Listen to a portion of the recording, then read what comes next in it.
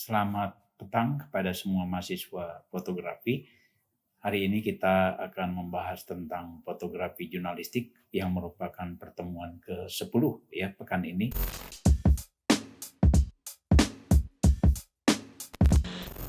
Dan kita berharap ini menjadi materi yang bisa membuat Anda mengerti, ya memahami dan bisa mengetahui tentang fotografi jurnalistik ya. Seperti kita ketahui di pertemuan-pertemuan sebelumnya, kita sudah membahas tentang fotografi secara panjang lebar dan kita akan membahas secara spesifik tentang fotografi jurnalistik. Apa sih yang disebut sebagai fotografi jurnalistik ya? Tentu saja fotografi yang mempunyai nilai berita, yaitu adalah fotografi jurnalistik. Ya tentu saja fotografi non-jurnalistik pun bisa menjadi fotografi jurnalistik selama dia berkaitan dengan kontennya ya. Jadi tidak ujuk-ujuk dia muncul tapi tidak ada kaitannya dengan berita. Ya kalau ada kaitannya dengan berita walaupun dia fotonya adalah foto hewan misalnya atau foto manusia atau foto alam itu selama berhubungan dengan beritanya bisa disebut sebagai fotografi jurnalistik ya. Dan itu juga berkaitan dengan beda-beda ya. Ada fotografi jurnalistik perjalanan atau fotografi jurnalistik sport ya atau olahraga, fotografi jurnalistik hukum, fotografi jurnalistik kriminal dan sebagainya. Jadi tergantung rubriknya juga ya, kebutuhan ya di mana dia ditempatkan. Bisa saja dia tadinya bukan merupakan fotografi jurnalistik tapi karena berkaitan dengan peristiwa, berkaitan dengan berita, ya, berkaitan dengan apa yang disampaikan dalam media itu, dia juga bisa menjadi fotografi jurnalistik. Misalnya, pada suatu saat Anda memotret pedagang uh, sayur ya, yang ada di pasar tradisional. Nah, ketika ada konten yang berkaitan dengan harga sayur yang kemudian menjadi berita, ya, foto Anda tentu sangat bermanfaat, ya, sangat dibutuhkan oleh media tersebut sehingga dia bisa tampil sebagai pelengkap dari berita itu. Nah, itulah yang disebut sebagai fotografi jurnalistik. Jadi, foto apapun selama dia berhubungan dengan berita bisa disebut sebagai fotografi jurnalistik ya. Kita pernah menanyakan hal ini dalam ujian ya waktu itu antara lain membahas tentang apakah fotografi karya foto ini sebagai karya jurnalistik atau karya fotografi ini bukan karya jurnalistik ya. Anda bisa menilai itu dan jawaban Anda juga kita bisa tahu. Anda menjawab tentang ada sebagian yang mengkategorikan sebagaimana umumnya gitu ya, tapi ada juga yang berkaitan dengan karena dia menghubungkan dengan kebutuhan media gitu ya. Jadi yang tadinya bukan fotografi jurnalistik pun bisa dijadikan sebagai fotografi yang bernilai jurnalistik ya. Nah, kemudian kita bisa lihat dalam kaitan fotografi ini ya tentu saja kalau wartawan foto dia harus mempunyai pengetahuan yang cukup ya, mempunyai juga kecakapan, mempunyai keterampilan dan yang paling penting dia paham tentang yang disebut sebagai kode etik ya. Kode etik jurnalistik wartawan foto ya karena memang banyak sekali yang pokoknya menarik gitu ya. Pokoknya foto ini sangat bagus gitu ya. Dia ditampilkan walaupun tentu saja dia melanggar etika gitu ya. Nah, itu yang paling penting. Jadi kalau dia melanggar etika jangan ditampilkan gitu ya. Misalnya belum lama ada kejadian peristiwa misalnya Vanessa Angel kecelakaan misalnya. Nah, Anda menampilkan foto korban gitu. Nah, itu sangat tidak dibenarkan gitu ya. Jadi paling tidak Anda hanya menampilkan semacam gambaran saja, bahkan kalau perlu tidak ada objeknya sama sekali karena itu bisa dianggap melanggar kode etik juga. Sama seperti halnya kalau Anda menampilkan fotografi yang berkaitan dengan korban gitu ya. Walaupun menarik, orang kan pengen tahu ini siapa sih korbannya gitu ya. Siapa sih yang menjadi korban gitu ya. Orang akan mencari-cari, bahkan kalau kita kaitkan dengan media di luar negeri ya, kalau di Jepang ya, Anda bisa lihat dalam sebuah peristiwa bencana alam misalnya, dia selalu tidak pernah ada foto korban.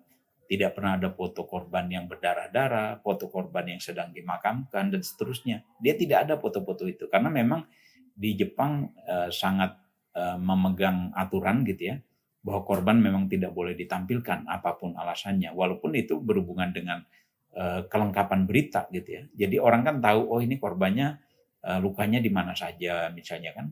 Dia ingin tahu juga, oh ini siapa sih korbannya, namanya ini tapi siapa tahu dia bukan keluarga saya misalnya. Nah itu kan perlu juga gitu ya, tapi kan ada aturannya. Nah, karena itulah kita tidak menggugat aturan itu, tapi kita ingin sesuai dengan kaidah itu. Jadi kenapa kita tidak boleh menampilkan foto korban misalnya, kita ingin menggugat itu. Kita ingin bahwa ini korban harusnya bisa ditampilkan dong biar beritanya menjadi lengkap gitu ya. Nah itu kan alasan kita, alasan sebagai orang media.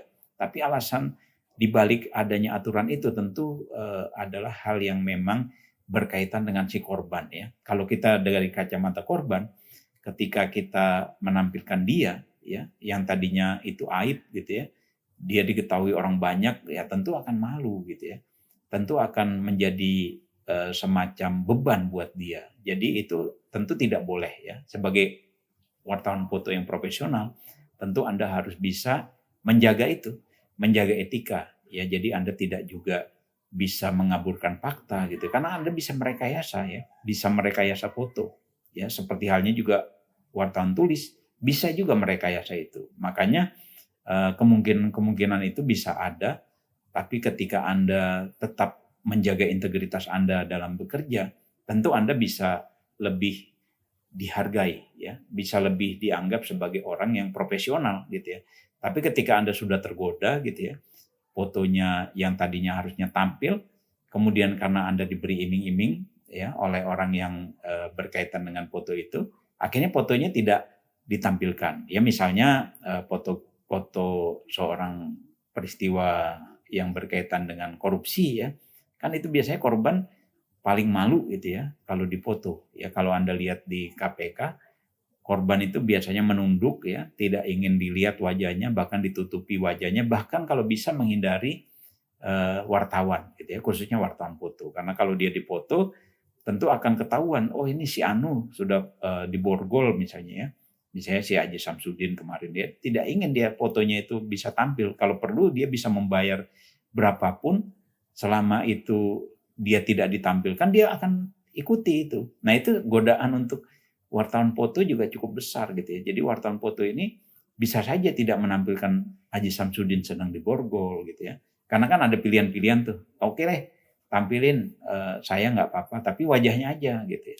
Jangan saya yang lagi diborgol. Ya. Kan kalau di KPK itu yang memalukannya itu diborgolnya itu. Nah itu yang ditakuti oleh koruptor ya. Jadi bahkan koruptor itu bukan takut akan hukumannya, tapi takut akan media gitu ya. Betapa besarnya kekuatan media itu. Jadi termasuk kekuatan wartawan foto ya, termasuk kamera ya, wartawan kamera. Nah, itu sangat besar ya pengaruhnya ya. Pengaruhnya itu demikian kuat sehingga karakter orang yang tadinya hanya mereka sedikit lah yang tahu bahwa dia koruptor. Ya begitu dia tampil di media, seluruh dunia tahu ya. Tentu saja itu sangat memukul orang yang terlibat kasus ya. Jadi itulah gunanya kenapa fotografi jurnalistik ini menjadi unsur penting dari sebuah media gitu ya. Karena kan dia fotonya tidak boleh dijual gitu ya, tidak boleh digunakan oleh media yang lain seperti yang pernah kita bahas di pekan lalu ya. Bahwa itu nanti akan ada konflik kepentingan ya, karena kalau Anda munculnya di media Anda lebih aman. Tapi ketika media Anda keduluan dari media yang membeli foto Anda, ya tentu itu akan menjadi sorotan di tempat Anda bekerja gitu ya. Karena loh kok Anda udah digaji oleh kita masih nyambi juga menjadi fotografer di media yang lain gitu.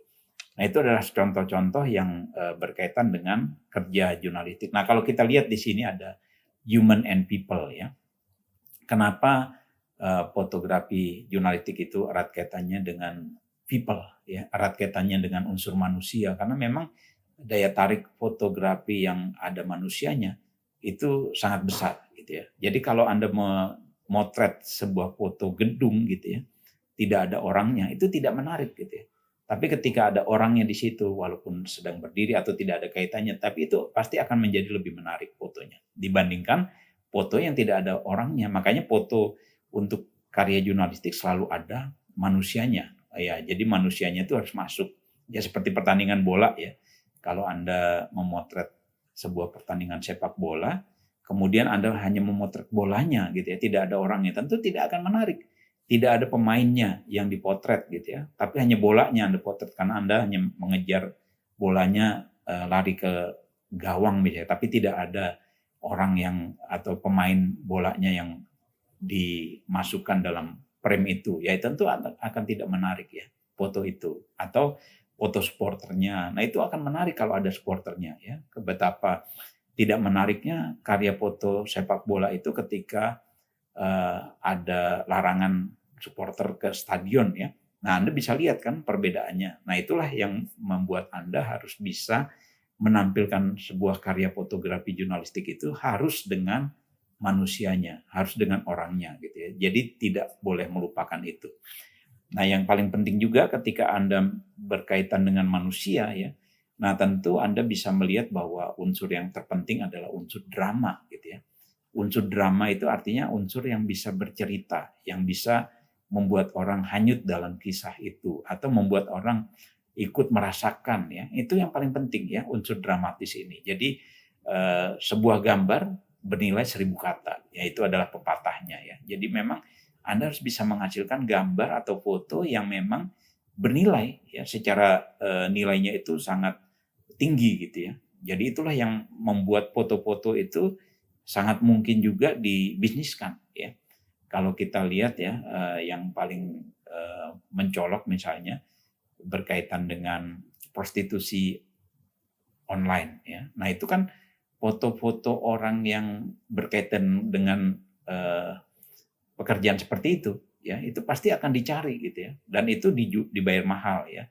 Kalau Anda ingin mengincar foto itu gampang ya. Anda tinggal datang ke salah satu apartemen ya, saya tidak perlu sebut namanya, nanti Anda praktekkan repot gitu ya. Paling tidak ada peluang itu. Jadi peluang untuk berbisnis di bidang fotografi sangat besar ya, apalagi berkaitan dengan itu. Ya prostitusi online. Wah, siapa nih pelanggannya si Anu? Namanya si X misalnya ya. Sudah dikenal bekerja sebagai prostitusi online. Nah, itu Anda pasti akan mencari tahu siapa sih yang sering bareng dengan dia gitu ya. Terus ada di apartemen mana. Nah, itu foto-fotonya sangat tersebar luas ya. Bagaimana Anda bisa mendapatkan itu juga ada tekniknya gitu ya. Sangat banyak gitu ya tahapan-tahapan itu. Tapi yang jelas itu paparazi lah ya, berbau paparazi. Karena kalau Anda melakukan itu, Anda seperti halnya paparazi yang memang memburu selebriti gitu ya. Ada di mana aja dia dipotret gitu ya, dengan siapa dia dipotret. Nah, itu hal yang mungkin kalau di luar negeri sudah biasa gitu ya. Tapi kalau di Indonesia itu kan hal yang memang masih ya sembunyi-sembunyi lah ya. Tapi yang paling penting ya, karena itu membuat juga peluang bisnis ya. Ada akun yang juga berkaitan dengan bisnis seperti itu ya, akun yang memang jual beli foto-foto yang berhubungan dengan selebriti. Nah, itu kan ada ya, Anda mungkin sudah bisa menebak nama akun tersebut ya. Karena akun itu akan membayar mahal ya, sebuah foto yang memang berkaitan dengan orang tertentu ya. Ketika Anda memberikan kepada dia akan membayar setidaknya 5 juta ya, 5 juta rupiah satu foto ya.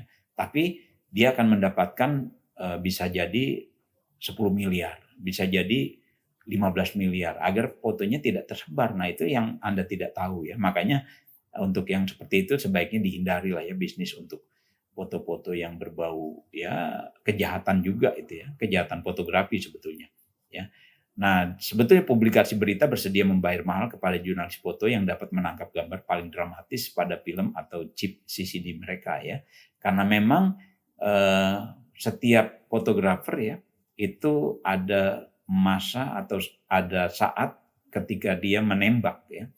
Kapan dia menembak yang paling tepat, itulah yang membuat momen dari setiap foto, dari setiap karya foto dari fotografer yang berbeda itu berbeda gitu ya. Baik wajah orang, baik momen ketika dia jatuh misalnya, momen ketika dia melambaikan tangan, itu semua akan berbeda-beda gitu ya.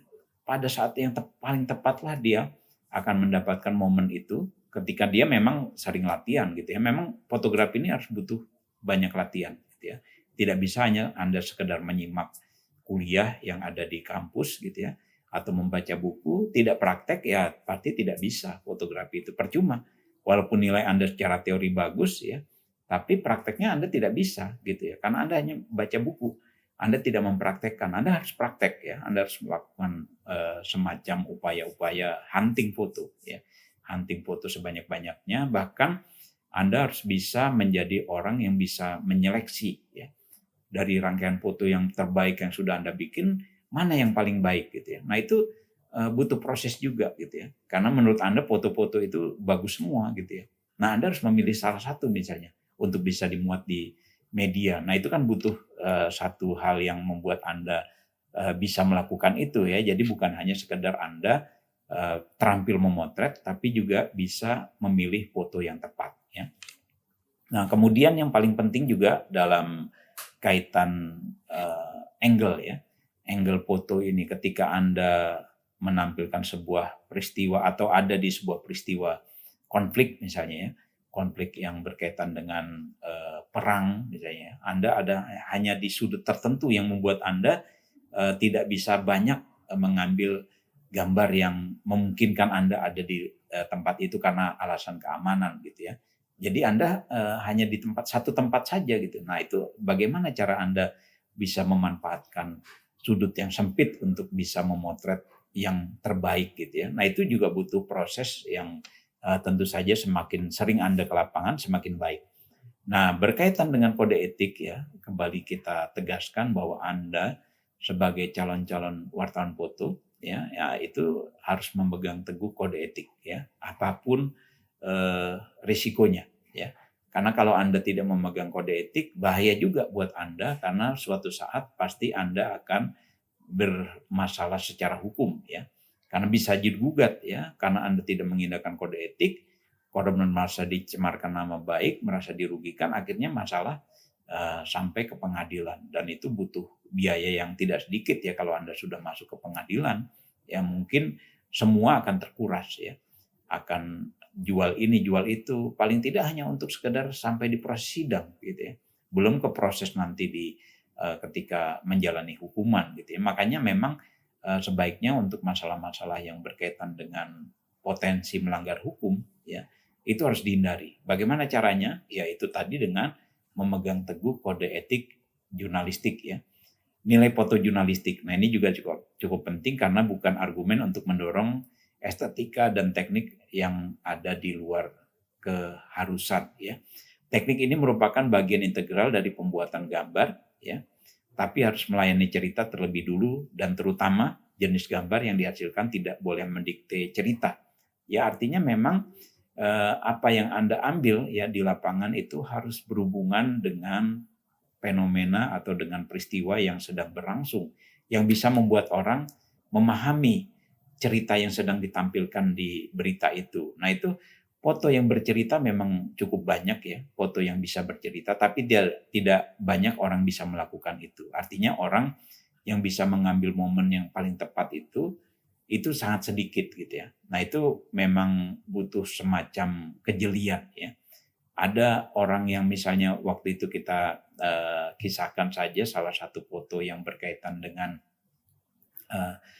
Lutfi ya, Lutfi yang membawa bendera itu ya, dipoto oleh wartawan Kompas, ya kemudian fotonya mendunia ya. Tapi itu juga bermasalah secara etika karena orang yang dipoto itu sebetulnya bukan sedang dalam kasus kriminal, tapi karena fotonya viral, karena fotonya kemudian menjadi inspirasi, menjadi dorongan ya buat orang-orang untuk melakukan demonstrasi. Akhirnya Lutfi yang sebetulnya tidak ada kaitannya dengan peristiwa yang disebut sebagai perusakan gitu ya.